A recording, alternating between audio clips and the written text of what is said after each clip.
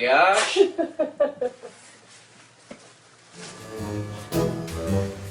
Ah.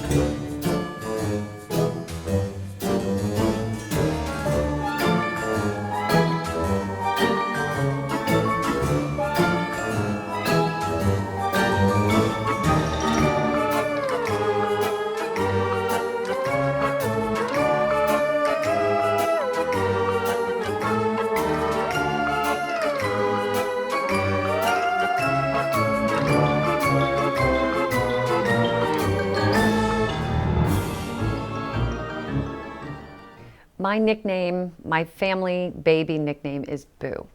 And so growing up, everyone has always asked me, do you like Halloween? And or were you born on Halloween? And there was always this weird connection to Halloween that I didn't really choose. It sort of chose me.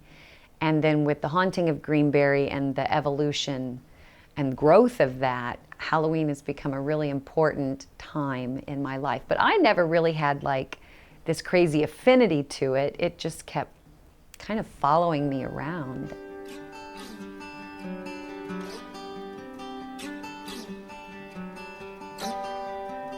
It's breathtaking, amazing. I mean, she's just flows. I mean, it takes your breath away. I mean, she just glides across the floor, and I mean, she is a competitor.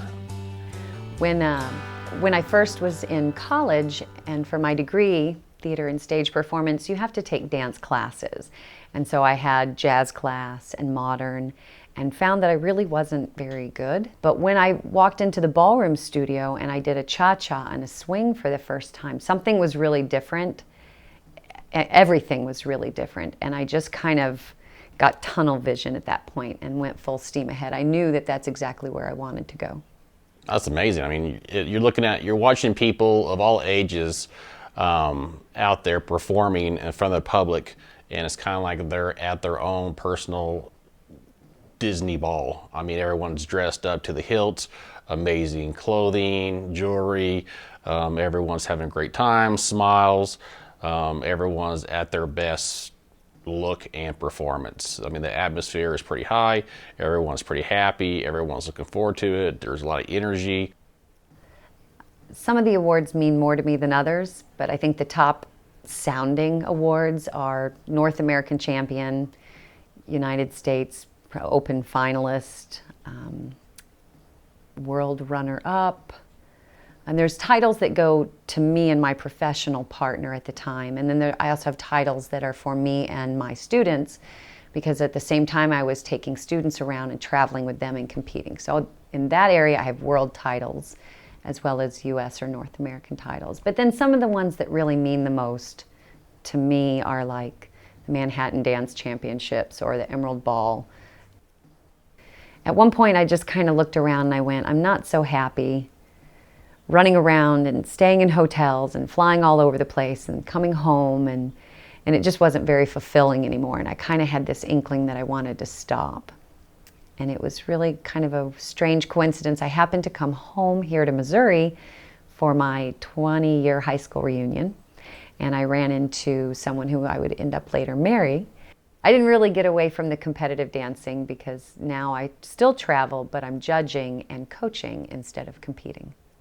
On top of that, I have all of my flash mob classes, and this is something I'd never done before, and it was totally just a fluke that it even happened, but had all these people that came and did the haunting of Greenberry one year, and they wanted to stick around the entire year. So I had to develop a program and classes for them.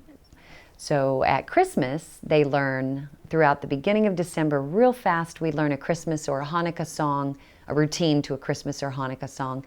And then I've connected with Central Missouri Foster and Adoption, and we get the names and addresses of some foster families. We go knock on their door at night, one night in December, and then we dance for them in their yard, kind of like Christmas caroling, but we're dancing for them instead. And that was one of the really fun projects that we came up with.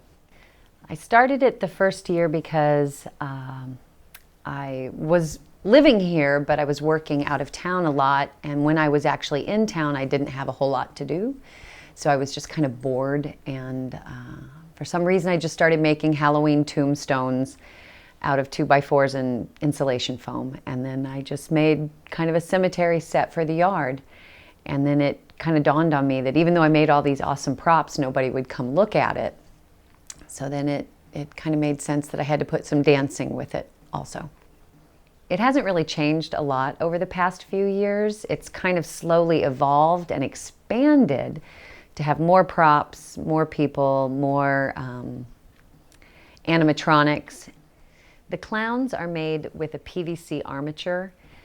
It's just 1-inch PVC pipe you cut into varying lengths that would represent the bones in a body. And I was really lucky to stumble upon a company that sells PVC joints but have a ratchet action, so they're flexible. So you can pretty much form this figure into any humanly or unhumanly posable form. Once Halloween's done, it's never done. She'll be out somewhere and she will see some 2-inch foam and boom, it's popping in her head that she's going to make this mausoleum or something. I mean, it's always something that will pop up that she's always thinking or planning ahead, you know, and just different ideas. So, I mean, she does prepare well ahead of time, and, you know, she wants things perfect, just like when she performs at ballroom. You know, she wants to put on a great show for the community and make sure, too, that the props are done well and you know, and so people enjoy, you know, taking the time out to come and see this.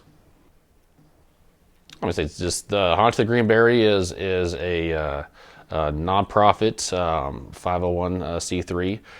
Basically, is we're selling shirts this year, and those profits help go for paying for the lighting, the sounds, you know, and for them to flash mob throughout the year, and for supplies. This is a great organization that you know, is giving back to the community, something different that you know, most towns don't see.